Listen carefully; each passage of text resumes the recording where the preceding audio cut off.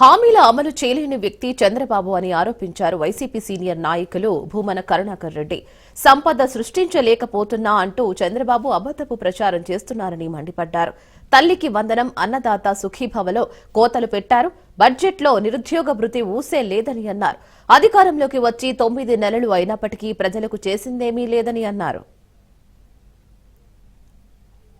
ముఖ్యమంత్రి చంద్రబాబు నాయుడు గారు నిన్న చిత్తూరు పర్యటనలో భాగంగా జీడి నెల్లూరు నియోజకవర్గంలో మాట్లాడుతూ వైఎస్ఆర్ కాంగ్రెస్ పార్టీ వలన సర్వనాశనమైపోయిందని, ఆ పార్టీ వాళ్లకు మేలు చేస్తే పాముకు పాలు పోసినట్టేనని మాట్లాడడం జరిగింది. ఎంత అన్యాయంగా ఉంది అంటే ఈ మాటలు మాట్లాడడము.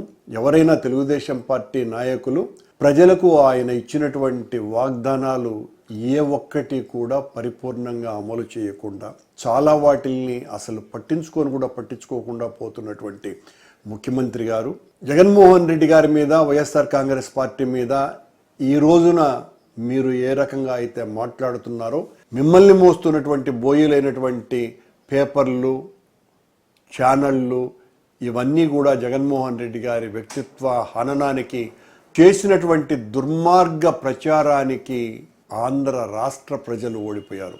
అన్నదాత సుఖీభవకు అరాకొరగా, తల్లికి వందనం పేరుతో ఇప్పటి వరకు ఒక నయా పైసా కూడా ఇవ్వకుండా, దానికి కూడా అతి కొద్ది మాత్రమే కేటాయించినటువంటి మీరు నిరుద్యోగ భృతి 3,000 ఇస్తానన్నారు. కొన్ని లక్షల మందికి ఆ ఊసే లేదు.